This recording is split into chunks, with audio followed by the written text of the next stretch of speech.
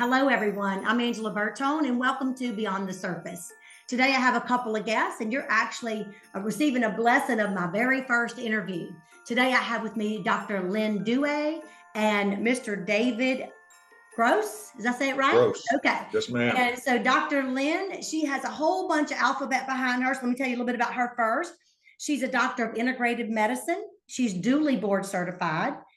She's a nurse practitioner specializing in functional medicine. And I'm letting her tell you why she's done all that stuff. And you are going to absolutely love her. She's also been voted, you're going to have to give them the exact, what would you call it, awards that you've won in Baton Rouge for being like the favorite.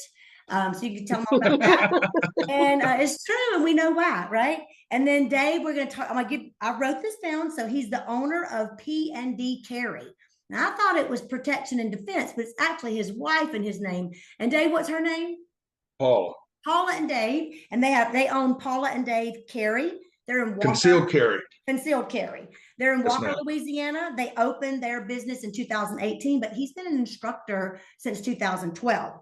He's got a whole bunch of other fancy stuff behind his name. He's served our country as for 22 years in the Army, and we want to say thank you so much, and your family, because when you serve, they serve. So what we're going to do first, yeah, they do. We're going to start off, and I'm going to ask Dr. Lynn some questions, and then we're going to let Dr. Lynn tell us a little bit more about how her and Dave got together, and how did we have this amazing idea to get you into the holiday spirit, but with a very upbeat and wise way of protection for yourself inside your body and out. Okay, so Dr. Lynn, if you would, tell us why you came up with this idea, or how you and Dave came up with it about showing us how to protect ourselves during the season. Well, first of all, thanks so much, Angela, for hosting us today. It's just such a pleasure to work with you. Dave and I were just talking about from the inside out, how can we defend ourselves and teach other people to defend themselves for the holidays, from the health perspective as well as the defense perspective overall in our community, because there's so many different things going on with kind of the outside world today. As well as so many toxins in the environment, stressors in the environment, and those kind of things, especially during the holidays. It's like compounded, I feel like, during the holidays. So, we wanted to tag team that together, and, what better way than to get together to have this discussion. So tell me, what type of toxins increase during the holidays? I think I know what you're talking about, but I don't want to assume the audience does. So tell us, what kind of toxins are we experiencing that's increased in the holiday season? Okay, so first of all, the biggest thing is food, right? So most of the time people eat excess food during the holidays. I always like to do like a high fiber before going out to that potluck, that kind of thing, to where your body knows when you're full. So potlucks are probably the biggest challenge, whether that's at a family member's house or a church event or outside event. So we kind of overstuff during the holidays. But also we can have toxic emotions. So there's a lot of expectations during the holidays, whether that be to go to 5 houses, for one holiday, or to make sure that, everybody's there at the certain time that one family member has decided, that kind of thing.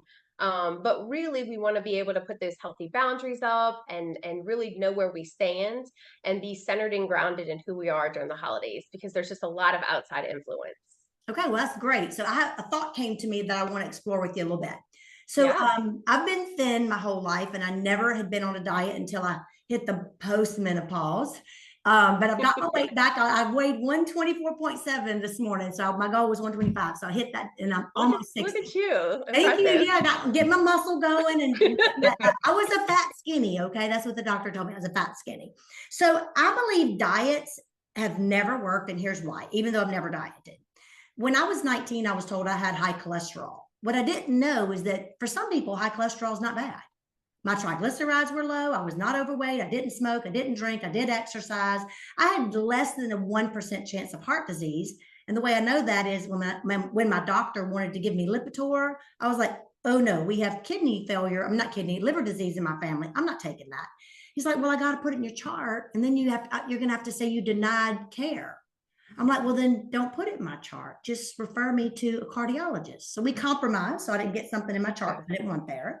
And then the cardiologist did his assessment and was like, you don't need to be on a diet of any kind because of your high cholesterol. But here's what happened. So my first doctor that said I needed a Lipitor and said my cholesterol was way too high, he gave me a diet. And on it, the first thing I couldn't eat was peanut butter. Now I had not had peanut butter in probably 3 years. But can I tell you, I went straight to the store at about 8 o'clock at night after I dreamed of peanut butter all day, and then got a big old scoop of peanut butter and ate 3 tablespoons. Wow. Yeah. Like, that's crazy. So I figured that part out. Here's what I came up with. The scripture says that when the law comes, that's where sin gets its power. So law and rule is the same thing. And I'm not against law, but when you tell your body you can't have it, it wants it. So at the family dinner, you mentioned something a while ago called fiber. Is it true that if you eat fiber and protein first, you won't spike your insulin when you have that piece of cake, or you sample all the desserts? Yes. Well, and I would not just say protein, but fats, good fats. So we do need a certain amount of cholesterol for our hormones. So a lot of times people think, oh, high cholesterol, I need to be on a statin, but we have to have a certain amount of cholesterol to produce hormones. So that's huge. But fiber also helps us to be full. So I've actually found a fiber that's very viscous. It's called Balance, that I take before my biggest meal of the day. And I find that it just really helps you to know when you're full. And sometimes for some people, they have challenges with hormones and stuff like that. So they might have issues with something called leptin or ghrelin, and as far as like knowing when they're full. And so it's just a better excuse to say like no to that person that's trying to give you their prize dish that you really can't handle anymore in your belly. So it's a great excuse to say, listen, thank you so much, but I'm really, really full. I have to take this home and maybe eat it later. Or just say, hey, I really appreciate it, but not right now. I'm full and I can't handle anymore. Yeah, So it's just okay kind to say of no, knowing thank what that you. sounds like. Right? Just say no, Yes. thank you. That's okay. Yeah, exactly. And not apologizing for it. Absolutely. So the hormone and listening to your body, I think, is really key because, Dave, you don't have to listen to this right now if you don't want to. You can just tune me out. I know you're really good at it because you're a guy, but I know that's supposed to be funny, and it really is because my husband can tune me out. And I judged him, and now I tune him out. But here's what I tell women that I coach, and men. I coach some men. I'm like, if you don't listen to your body, that's like when your husband says, well, just tell me what you want me to say, and I'll say it. Tell me what you want me to do and I'll do it. Really what they say, and I want you to shut up. Tell me what I can do or say to get you to be quiet. And so we do that to our body with symptomatology, whereas symptoms really are our friend. And if we could listen to our body, we would know when we're full. We would feel that feeling of fullness rather than just looking at our eyes. It's too big for our stomach, right? So thank you for bringing that up. I want to ask you, like, before we bring Dave in to ask him some questions about protecting our outside of our body. So we've got fiber, we've got good fats. Can you tell me some good fats that we can look for, and what fats should we avoid? Yes. So avocado is a really good fat. If you can tolerate avocado, depending on how you are, as far as like allergies and stuff like that, everybody's different when it comes to that kind of stuff. And we do test for DNA testing because some people, just certain foods kind of trigger them, and avocado can do that if you are more prone to that. But also MCT oil coming from coconut oil can be a really, really good fat. You can even put it in like a tea or a coffee. So that's another really good fat to have before. And even nut butters. We found a nut butter that has like Brazil nuts in it. It's called Nutso. It's kind of newer on the market. But for those clients that don't like the big Brazil nuts, Nutso is like a really easy combo. You can find it at most stores. And that's going to give you that selenium and zinc. So having that and your protein before having those carbs are really, really balanced. And the newest research that Dr. McCullough talks about this week even talks about like how even if you're doing that refined keto for a long period of time, that it can also really kind of decrease eventual function of liver and stuff like that, and increase enzymes when it comes to liver function. So it's not that we don't want to have any carbs. That's not what I'm saying. We just want to make sure that we're like setting healthy boundaries for ourselves on a daily basis and getting that protein and that fat first to where we know we're full, and it better processes the blood sugar regulation so that we don't spike blood sugar and crash, because we want to be fun and at the party and not feel like we want to go take a nap, right? So doing that and having that protein and that fat first can really help with that. Okay, I think that's great. So you brought up something that the coach in me wants to collaborate with our listener. And here's what I found did work very well for the very first time that I needed to lose weight in my whole life. So I weighed 142.7. When I looked in the mirror and took pictures, I was like, when did that show up? I don't even remember that being there. Like, how could I have that big of a belly and not know it? And then I had like a couple rolls on my back. I was like, Michael, why didn't you tell me? He's like, I'm telling you that. I'm not getting in trouble. And so I was like, I didn't even know I had it. I was just in total denial. And then I went to I was doing a funeral service, and I put on a dress that was like a sweater dress. It looked awful. I was like, what? How did that happen? So when I decided to get healthy, I refused to even like call them boundaries or call it a diet, because I'm a goal setter and I like to motivate, inspire, and I like to shoot my bow and I like to shoot my gun. So I see the target, hit the target. So here's your Angela tip. If you want to lose weight and gain muscle, focus on your macros. If you don't know what a macro is, call Lynn. She'll tell you, right? Focus on your macros. When you focus on your protein intake and your fat intake, and you have a goal to set, you don't have a whole lot of room for carbs, but you're not hungry. You feel completely satisfied. You're not limiting yourself. As a matter of fact, Dr. Lynn, today, what happened to me was I didn't get enough calories in. And my little Fitbit thing was telling me, you got to eat more. I'm like, well, where am I going to stick it? In my ear? I'm so full. So I actually learned to make a protein mud pie. It was yummy. Oh, wow. And I had like 375 calories and 30 grams of protein. Well, I had to hit, at that time, my goal was 130 pounds. So I was eating 130 grams of protein. So now my grams of protein is 125. So if we just put those boundaries, like a little kid, like you draw a line in the sand, don't cross it. Well, stick their foot out the door when my son would come out. I Put said, their big toe in it. Put out that door one more time. I'm going to spank you. He would take a fishing rod and stick the fishing rod out the door. Why? Because I gave him a boundary, right? So just if we could tweak the word, I call it building a dopamine loop. It feels good to hit the goal. You feel like, woohoo, I did it. Oh, yeah. And then what happens before you know it, your muscles going up.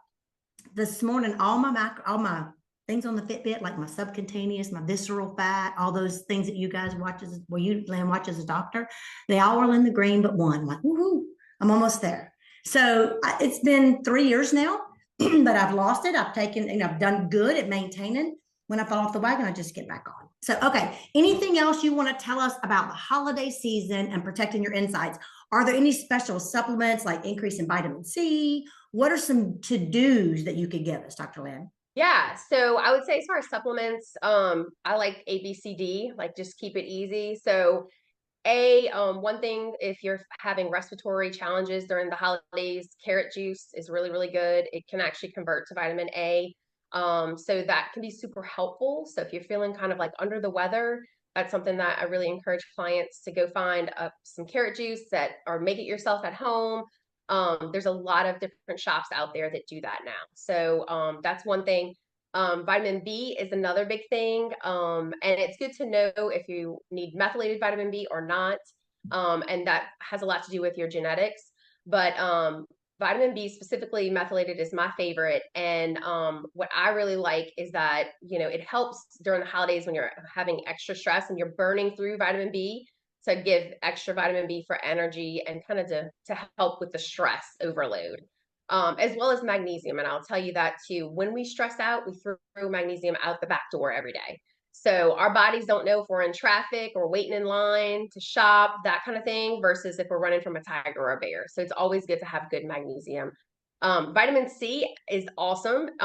When we have antihistamines and people are taking things like Claritin and stuff like that, if we just switch that and do vitamin C, that is a natural antihistamine. So that really helps with flare-ups without having the side effect of shrinking the brain or being more at risk for Alzheimer's, which what they have found is a lot of antihistamines are doing that these days with the research coming out. So it's super important if you're one that takes Claritin every day or an antihistamine to really reevaluate that and see if putting vitamin C in kind of your basket will really help with that.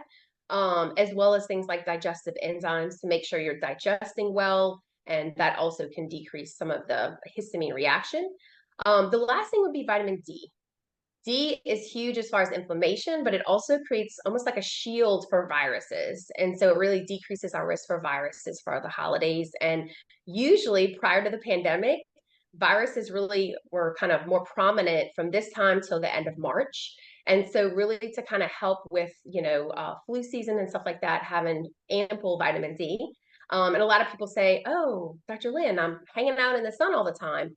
But now I'm seeing clients that literally work in the landscaping business with low vitamin D. So I think we need to just keep in mind from Lafayette to New Orleans, we are in Cancer Alley, and that means lots of industry that's blocking those UVB rays. So we probably don't get as much as we think we're getting. So just making sure that we're, putting that in our basket too for the holidays. Well, is it necessary to have K2 and magnesium and your electrolytes balanced so that you can actually convert the vitamin D and actually use it Yes. rather than just store it in your fat and never comes out to do its job? Yes, couple of things there. So two things. If you have vitamin D without K2, you're actually more at risk for bone spurs and other things like that. So K2 with vitamin D, which is the only way that I recommend it. I have one product I use here in the office that if anybody's interested, y'all are welcome to reach out. But basically, as vitamin D goes up, calcium is going to go up. So that K2 is going to push calcium into the bone. When you don't have that balance, it can create other things in your body. So we always want to make sure that we have that balance because calcium in the blood can create a calcified artery, which is an artery that doesn't work. And if you know somebody that's had a triple bypass, then you know exactly what calcium does in the blood, and it's not fun. So we definitely want to make sure that we have that. Magnesium also helps D to absorb into the cells. So we have to have that happy marriage going on at all times. Okay. Well, I ask you some loaded questions because I know the audience before when I was super healthy and I never got sick, I didn't know these things. So I have to assume that there may be out there people who know what you know and some who know what I know. Excuse me, more than I do. Yet I've been studying the body since I was 19. And yes. And electrolytes too, Angela. I know you mentioned that too. I don't want to forget to answer your question. Okay. Electrolytes are like 5G towers for your cell phones inside your body. So that's how important electrolytes are. Like if you're talking, we're talking right now, we probably need some electrolytes after. Like let's get our electrolytes ready. Because basically when we're talking for the holidays, all that moisture is leaving our body. So we have to replenish it. But also cell to cell communication. If you've ever seen the Verizon commercial, like, can you hear me now? Like that is our cells without electrolytes. That's huge. So just to answer your question with that, that is a huge thing as well. So if you tell me talking dehydrates you, I need to carry a gallon of water with me everywhere I go. Exactly.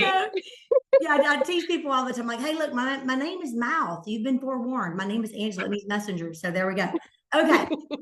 So I just want to say this. There's so much information that our audience is hearing right now, and maybe we're using some terms that you don't know what they mean. Feel free to reach out to Dr. Lynn, ask those questions. And Dr. Lynn, I'm gonna put you on the spot, and you're free to say no, of course. But I would love it if you could put like a PDF together that is a glossary of terms of the things we mentioned here. So yeah, absolutely. Reach out to you. You could just send them a PDF and say, here's what I said, like just a little short recap. Here's a short little list of what you could do during the holiday season to help protect your insides so that they don't have to like, oh no, I didn't take notes. Of course, you could listen to this 2 or 3 times because I get hours. They register how long you listen to my podcast. So listen to it again and again, take notes. But that way it's like a super easy for them if they want to download that. In fact, Angela, this week we have social media. We're going to be talking about electrolytes. So definitely stay tuned at Miracle Center VR on Facebook. Because we're breaking that down. A lot of times I find the best way to really break this down and make it understandable is through stories. So that's why I talk about electrolytes, the 5G towers, the cell phones. We all need to be able to relate as far as that goes. But absolutely, I'll get that going and reach out to the office. Give me about a week and we'll have that going for you guys. Okay. Well, here's another thing too. They I don't know if they know or not, but I'll edit a little bit in case we had a little blooper here or there. But you'll have a little bit of time to get that. So before we get this out rolling, and I'll let you guys know before I put it out. So thank you. And I want to tell the audience that we will have all the contact information, including her Facebook link, in the description. So if there's anything you want to ask Dr. Lynn or reach out to her on Facebook, follow her. That'll be available to you. Okay, so here we go, Lynn. I'm going to ask you this. Is there anything else you want to tell us? Or are you ready to just go ahead and introduce how you and Dave met? Well, what you'll find here as far as Miracle Wellness Center is that we always work out of 3 toolboxes. So definitely, I'm dually board certified as far as nurse practitioner, but I also integrative medicine lets us basically have the whole world's at our hands as far as what everybody else is doing to help support the body, mind, spirit, emotions. And a lot of those techniques are way more historical as far as how long they've been doing it versus even in American medicine. And then as well as functional medicine. So really finding the root cause to your symptoms. So I've been hearing a lot of discussion as far as on the news and stuff like that about even folinic acid versus methylfolate. I'm seeing a lot more clients with that now, and we do DNA testing, which a lot of clinics don't do or even understand. I'm finding some providers don't understand because they were never trained. So if you are looking at more of that information, whether it's for a child or yourself, feel free to reach out because we definitely have something special here that we love to share with our community. So without further ado, though, what's that? I said, yeah, they don't want to miss out. Okay, so tell us how you and Dave met. Yes. So without further ado, I'm going to introduce my friend Dave. So Dave and I met at Tip Masters. It is a business group here in Baton Rouge. And you know, we were looking forward to like chatting today as far as like defending the body because of the fact that I've seen so many different things on the news lately, violence lately, that kind of thing. I myself had a family member held at gunpoint a couple of years ago. And it's definitely not fun, but we want to be able to prevent those things, educate our community. And I love that Dave has resources and he has research and his classes too to really help, specifically too for women who may feel like maybe they're a single mom and they don't have somebody at home to really help them with this. And so I think he has a lot of gifts that he can share with our community. So Dave, you want to get us started? Absolutely. Thanks, Angela. You are welcome. Thanks, Lynn. So tell us again the part. Remember, I told you there's a long list of fancy stuff you were telling me about what you could do and certify others. Tell us a little bit about your expertise, and then tell us what got you into this and why you do it. So first of all, I'm a 22-year Army veteran. I retired in January 2009, and then got my concealed carry permit shortly after I retired, and just felt like the class that I went to just wasn't really enough to really prepare me to carry a gun all the time. And so I really began seeking out, additional training and what the body does in reaction to that response of being attacked. And so, which helped me develop other classes that I teach to my students. The Louisiana concealed carry class is a great course to educate you on the laws, but when it comes to preparing you to carry the gun all the time, it's not very good class. We go shoot 36 rounds at a very scary looking target that you got all the time in the world to shoot. And so people sometimes get that false sense of security that just because they have a gun means that they're prepared to defend themselves. In my classes, I kind of take this a little bit further, and we really focus on it this time of year. We focus on it year round, but situational awareness, being aware of your surroundings, and then also knowing that just because you have a gun, the only fight that you're absolutely guaranteed to win is the one that you're not in. And so, and when I say win, that means keeping your freedom, staying out of prison, keeping all the blood in your body, all that is the one that you're not in. So situational awareness. And when Lynn and I were talking, this time of year, number one, violence is up everywhere, especially here in Baton Rouge, New Orleans. And then the prices are up.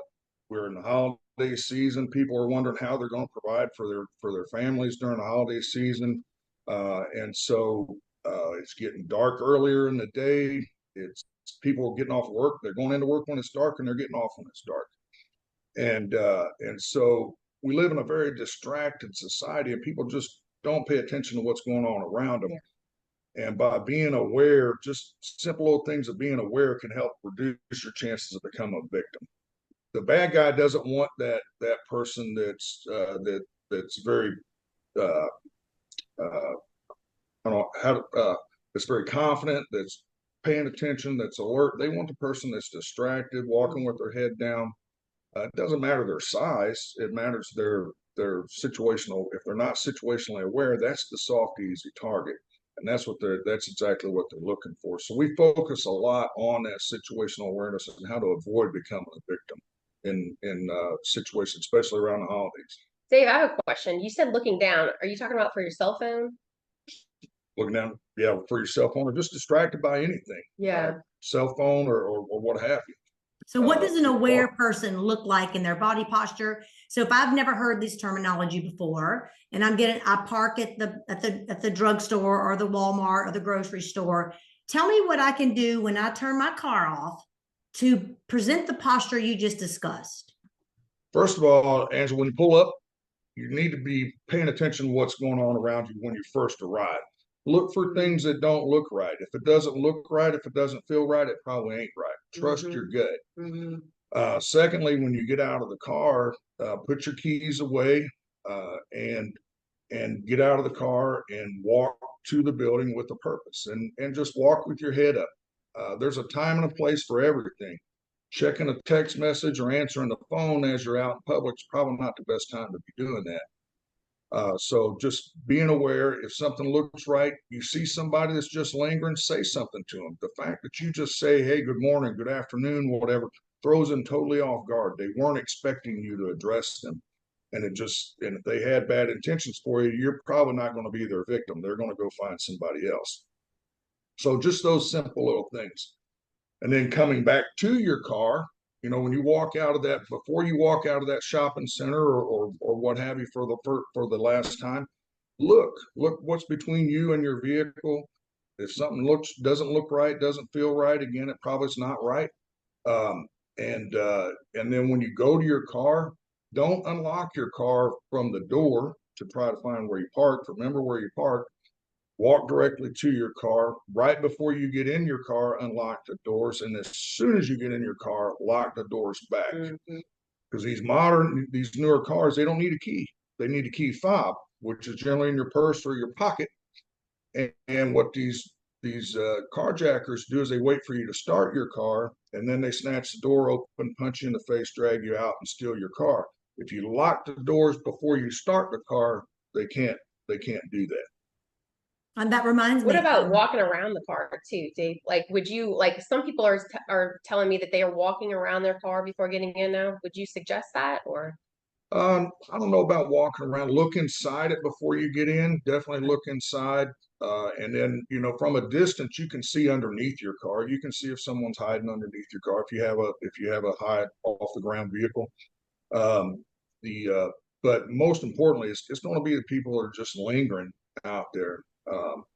And just the fact of walking with your head up, not looking like a victim. You don't have to be 250 pounds of muscle bound to not look like a victim. You just walk with confidence and fake it till you make it. The shoulders up, no hump shoulders, no sheepishly looking, scared. Confidence, chin up, shoulders back, walk, look around, make sure they see that you see them, but don't stare them down. Don't be intimidating, but just let them know, hey, I see you with your body language. Yep. Okay. And if they appear to be following you, change paths. And if they continue to follow you, cause a scene. Yeah. What's the worst case going to happen? You're going to get a little embarrassed. You might save your life. Yeah. So a few years back, I was leaving, well, you could tell how long ago this was. Sears was still open in Hammond. And I left Sears. It was late. And I asked the security guard, hey, look, the parking lot's empty. I know. Would you just walk to the door? You don't have to even come outside, but just watch me to my car. So I get to my car. I have my fob. And I have my car where if I open the driver door, none of the other doors will open. That's so nobody can get in on the other side, right, with me. Right. So I get in the car and instantly I did exactly what you said. I locked my door. And when I looked up, there was a man who stepped out from behind a tree. He had black hair, black rimmed glasses, black shirt, black pants, and black shoes. And he was grinning at me, pointing a fob at my car like he was trying to open it. And I backed up and I proceeded like I was going to run over him. Like, you think you're going to get me? You have lost your ever-loving mind. I am not scared of you. But of course, my heart was pounding out my chest. But I instinctively locked my door. It was such a habit. I didn't think, hey, let me lock my door. It had become a habit from the time I had my children, right? So when you have your children, the mama bear taking care of her babies, I just literally as I shut the door, I hit the button. And when I looked up, he was right there at my face. I was like, holy moly. The guy watching out the door probably had already walked away. But I was thinking I'm being safe because I asked for assistance. I could have asked him walk me to my car, but I didn't. So, well, but that speaks of good habits, though. I think that's great to talk about because we need to have those good habits for the holidays, whether that's defending ourselves, locking the door, locking your house door, putting your garage door down, that kind of thing. You know, those are all really good habits, as well as taking care of our health. You know, those are the habits we need going into the holidays to where we're not thinking about it, just muscle memory. This is what we're doing, you know. right. Okay, so let's say I am in the store. I noticed someone followed me in. What do I do next? But I'm not sure. I don't want to falsely accuse somebody. What next, Dave? Well, so I would first of all, I would, change your pattern. And if it's a man and you go into the women's section and he's following you, there's probably an issue there. Um, the but at a certain point, like I said, you got to put aside that fear of falsely accusing, or if someone's giving the impression that they're following you after several minutes, they probably followed. And you just got to put that aside and understand that little bit of embarrassment for a few minutes might save your life. Absolutely. So what do I do if I get in my car and I think someone's following me? I make it to my car, start my car, but then all of a sudden I see someone following me. How would I know if I'm being followed? And if I think I am, what's my next step? You're talking in a vehicle? Yeah, I've had it happen before. That's why I'm asking you. So first of all, when there's a lot of things when you park, I recommend that you back into a spot rather than pull in. So if you're in a situation where you need to get away quickly, you can, because it's a whole lot easier to pull forward than it is back up. And remember that I'm not encouraging you to run over people, but remember that vehicle will move people. And if they try to block you in, it'll move them. Yeah, that man moved his ears. He didn't let me run over. And I wasn't planning on it, but I was on the phone with the cops already. But I made him think I would. Absolutely. Yeah. And but then call the police and then drive to a police or drive to wherever they tell you. Worst thing you could do is stop. Don't stop. Don't get out of the car. Same thing with road rage and such. Don't stop. That's the worst thing you can do. People, you never know if you're going to be that last straw that broke the camel's back, and now they're taking it out on you their whole bad day. And so don't stop. What about being unaware and just driving home and not paying attention? And the next thing you know, somebody's in your driveway behind you. What do you do then? Then you use the car as a weapon if need be. Don't get out of it. But don't go into your house. Call the police the same. Don't just sit there because they're going to try to get in your car, and they're probably going to succeed. If they block you in, the car go through grass and all that other stuff as well. You gotta realize at the end of the day that your personal safety is the most important thing, that you want to get home to your family that night. And so, if you feel like that you're being blocked in or whatever, you got to do whatever evasive action is necessary to save yourself. Okay. All right. Well, I'd like to give you a couple of scenarios and you tell me if I did the right thing. Of course, I think I did the right thing. Maybe it was stupid. So I've had people follow me before more than once. And one time a gentleman, or a man, he wasn't a gentleman, he was a creep, to be honest. He was following me. And so I did the zigzag, like leave that section and then circle back. And then they would circle back exactly where I was. So I remember I was in Walmart around like the toilet paper and the paper towels area. And so I left there and went to like just a little bit ways down, but I did my little zigzag. And I was like, Lord, what do I do? I'm praying, God, what do I do? And it was the first thing I heard in my head was act like you're not intimidated or scared and ask him what he wants. I was like, ask him what he wants. So I went to the end cap because I knew he was going to be behind me, but he didn't expect me to be facing him. So when he came around that end cap, I was standing straight up and tall. I said, excuse me, can I help you? He took off running. What do you think about that? Was that dumb, what I did? It wasn't, I want to say dumb, but it probably wasn't the smartest thing in the world. I'm thinking that too. I'm like, well, I did it, but he ran. Let's talk about risk factors there, Dave. Yeah. I was like, I was thinking, I was like, what do you want? Like, what are you looking for? And I said it like I was aggravated, not like I was scared or combative, but I know you're following me. What's the deal? was kind of my tude with him. So, but when I got out of the situation, I'm like, well, that wasn't too smart, I don't think. Absolutely, and so if you're in that situation, then I'd try. If there's a police officer or something in the store, I would definitely go talk to them. The unfortunate thing is, and it takes a whole lot to get to stalking. Just following you in the store is not illegal. And even though I'm a creep, following you in the store, it's not illegal. And you can, the guy's going to, unfortunately, the guy's probably going to go continue that with somebody else, but it won't be with you. Yeah. So is it a good idea? This is another tactic I use. If I'm in a store where I know there's a auto department, a hunting department, a tool department, I'm thinking, okay, that's where the men are. They're in that department. So I'll act like I'm going to get a tool and that I'm just ignorant, don't know about tools. And I act like I have a question about, like, hey, I'm looking for a DeWalt, handheld screwdriver, but I don't even know what that is. Like, can you help me? And then they act like, and I get them away from the guy that's following me. I'm like, hey, I really came over here because this dude's following me. Can you help me? That's what I did. And so he's like, sure, I can help you with that. He said, here, walk over here with me. What we did was we went to a plainclothes security guard. But the guy that was following me just thought I was asking about tools, but I got my help right away. When he saw the plainclothes security guy, I guess he figured it out and he literally left the store. So he was Yep. So that was good, right? Like going to the section that the men are in, because typically those men are going to help you. It's their instinct, right? You served in our military for 22 years. You were protecting us while we were sleeping at night.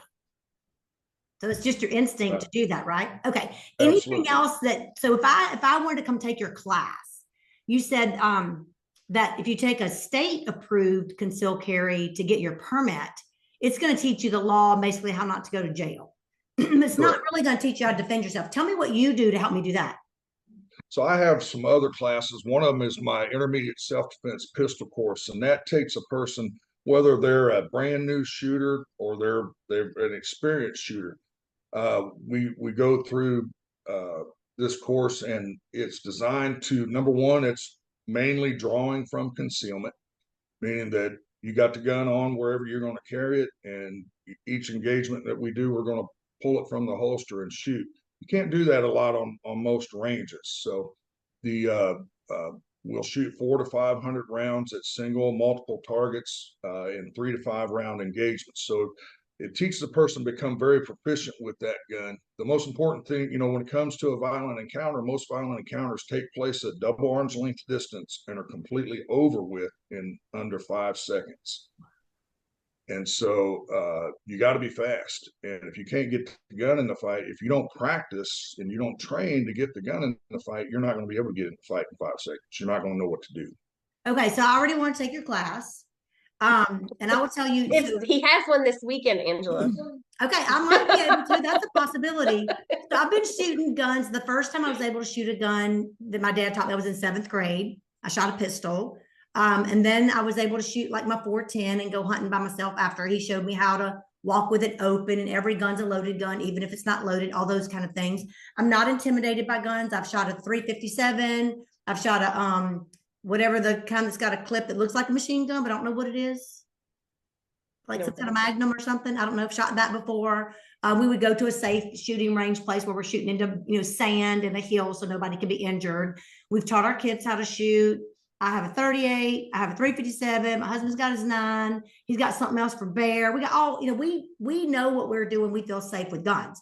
But if I'm ever at home by myself, and me and Michael were talking about this, I'm like, baby, I think I would just shoot somebody in the knee. I don't want to kill nobody. He said, don't you, if you want to pull a gun on somebody that's coming to hurt you, you shoot center mass. I'm like, well, I don't want to kill anybody. He said, well, the person that will die is you if you don't. Is that right? Oh, absolutely. And so I don't want to say you don't shoot to kill, you shoot to stop the threat. And he just said shoot center mass because you're probably not going to hit exactly where you're aiming because you're scared. Right. But don't shoot at his knee. You ain't even going to hit it. Well, and my thing, if I'm a prosecutor and you shot the bad guy in their knee, you hit him in the knee. Were you really scared for your life that you could hit that small of a target? Yeah, exactly. So that's what Michael was saying. He said, babe, you will probably never pull a gun on a person. Like that's probably never going to happen to you. He said, but by the time somebody breaks in, he said, and we've gone through, I won't tell you all the stuff we've gone through, what my job is, but his basically said, your job is to not die. That's your job. He said, I'm not telling you to kill anybody. Don't think about killing somebody. Your thought is don't die. That's it. So that's what he taught me. I'm like, okay, well, that's different. Because I was thinking, let me just stop him. Like, I don't want to hurt anybody. Like my son would like scoop a spider up and put it, Mom, don't kill the spider. Put him outside. So I don't ever want to hurt somebody. Like that's not in my train of thought. When I go deer hunting, I want a clean kill. I don't want the animal to suffer. And I want my freezer full, and I want some jerky and some hamburger patties and stuff like that. Like, and I love to hunt. I love the sport. I love to bird hunt. I got my first turkey two years ago, and I've been quail hunting, super fun. I love that. So I'm not afraid of using a gun, and I'm not afraid of hurting myself or another with a gun. But the thought of me ever having to pull a gun on somebody, that just hurts my heart. But Michael said, baby, you have to not go there if your life's in danger. So I would like to take your course, because I do think that if it happened and somebody woke me up in the middle of the night, they were breaking in my house, I don't think I'd be thinking about their knee. Like, I mean, when you're, Right. fight or flight kicks in, fight or flight kicks in, but it'd be nice if I had some muscle memory. When you shoot your bow, it's muscle memory, right? Right. Yeah. And that's it. When it comes to self-defense, you're going to get that adrenaline rush, and adrenaline's a drug like you've never experienced before. Mm-hmm. And your body resorts to that muscle memory. And if when it comes to fight or flight or freeze, the people that freeze are the ones that don't plan, that don't think about, it's a perfectly safe world. You're paranoid, nothing's bad's going to happen to us. The reality is most of us will never have to pull our guns in self-defense, right? But some of us will. And that might be you, it might be me, it might be Lynn, who knows who it's going to be. And so we all got to be prepared. And it's about being prepared, not paranoid, being prepared. And lastly, it's a mindset shift. When you choose to carry a gun all the time for self-defense, it's a mindset shift. The macho ness in a man has got to go out the window. It's turn the other cheek, walk away if you can, because you never know what the outcome of that's going to be. And so, and like you said, if you got to put a gun on to go somewhere, you probably shouldn't be going there in the first place. Well, let me just say, you like the macho man's got to go, but what part of the woman has to mind adjust? How does my mind adjust as a woman who don't want to carry a gun, not interested in carrying a gun? But in today's world, I mean, not even 2 months ago, I had a man and a woman stalk me, and I was able to avert all that. I make a report, they act like I'm the crazy one. And I'm thinking, sir, he didn't get me. But let me tell you something. That man and that woman were planning to get me all the way up until the point I shared with you. On my way out, I was telling the cashier, and I had her pretend I was taking a picture of her. I was like, act like I'm taking a picture. And she went, and I took a picture of the guy behind her who was stalking me with his woman. And so then I went to the eyewear department, and I took my glasses off and started acting like I was talking about my glasses, acting like I was oblivious to him following me. And then my husband was already in the parking lot waiting for me, right? So tell us about why were they partnering? I never knew that people would partner to steal me. Mm-hmm. But tell us about what that looks like and how can we notice, because until it happened to me, I knew if a man was following me, but I never thought about it being a team effort. Oh, absolutely. And, human trafficking is alive and well, especially in the South. And so there's big money in it. And so people are going to partner up. They're going to distract you. One's going to distract you, whether it's to kidnap you, whether it's to do bad things to you, whatever it is, they're going to partner up and one distracts you while the other does what they need to do.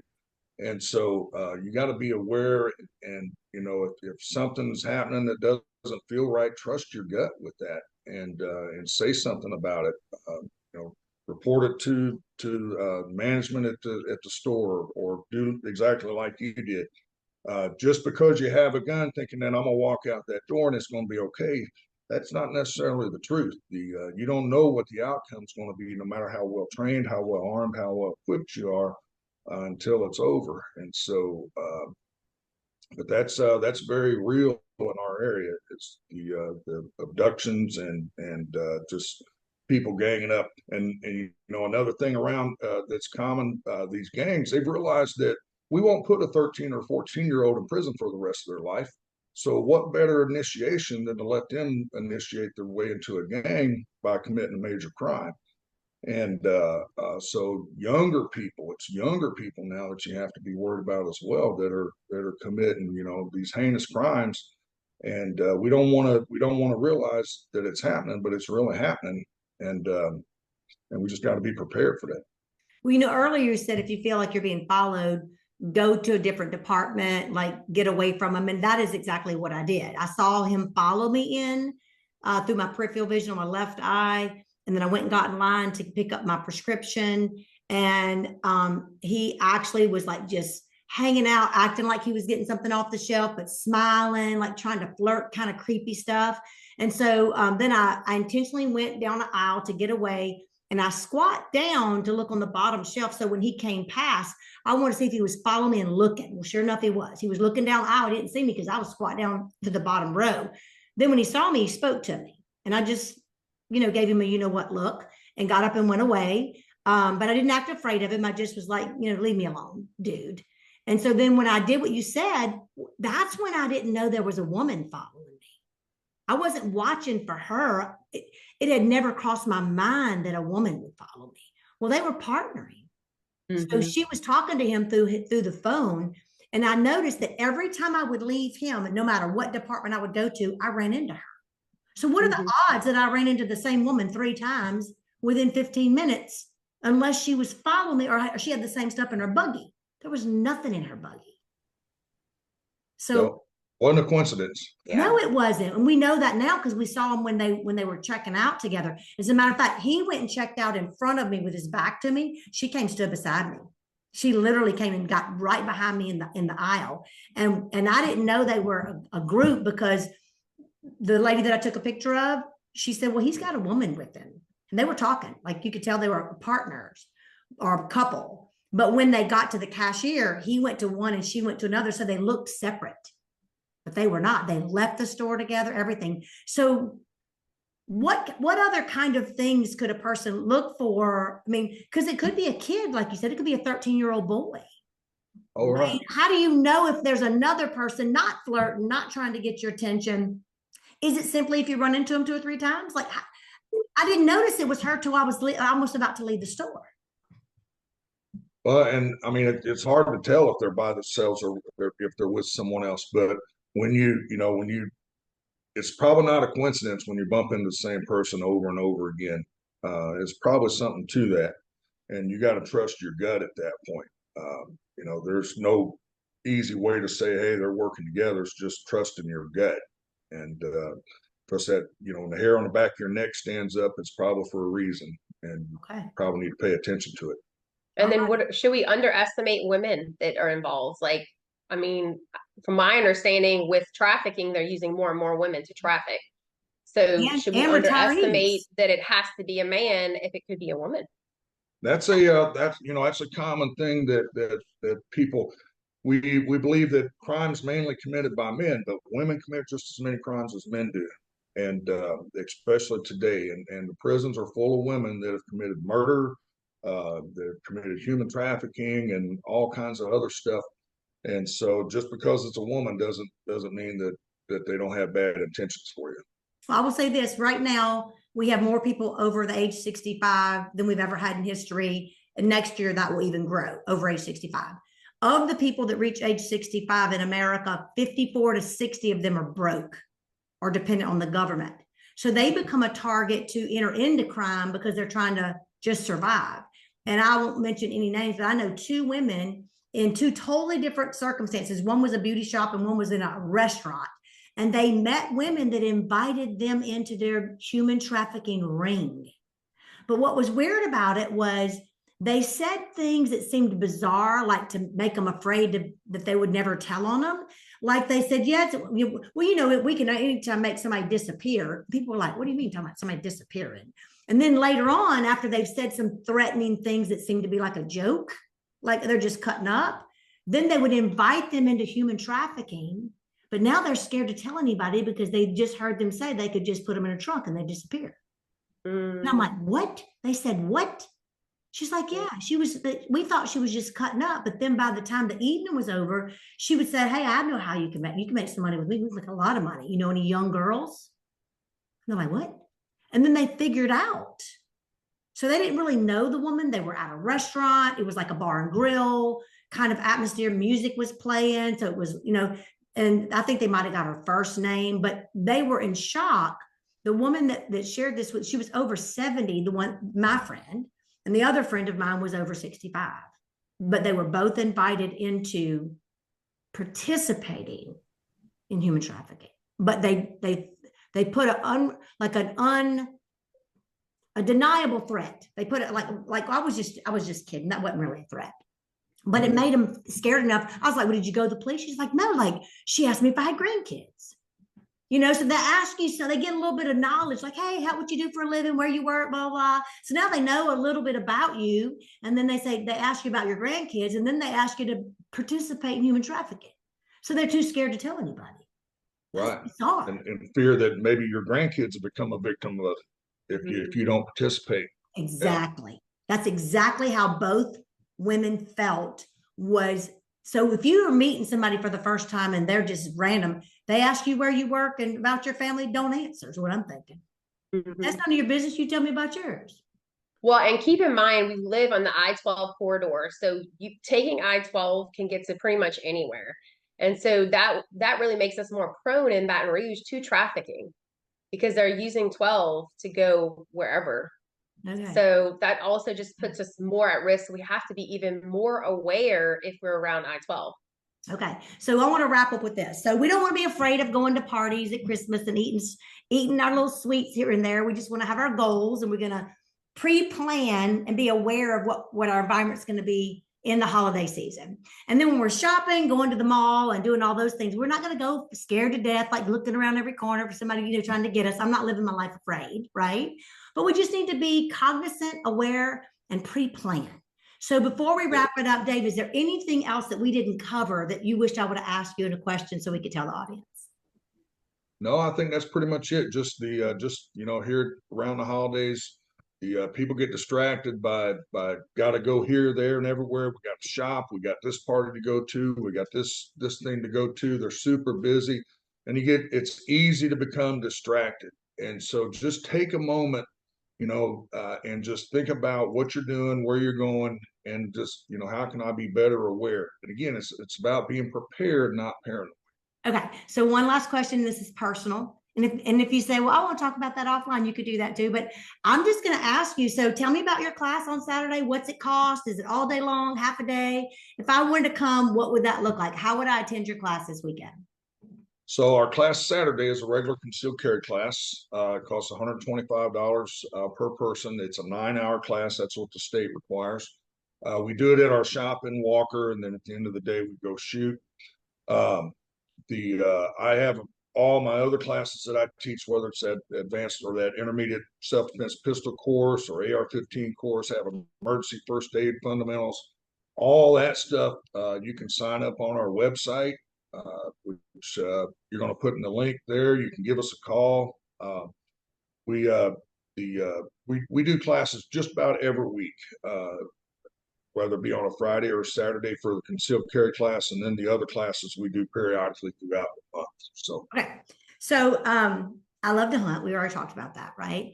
And when I was 12 years old, I took a safety hunting course, and Mississippi is reciprocal, and I have property in Mississippi. So I can't tell you the last time I hunted in Louisiana. I always hunt in Mississippi.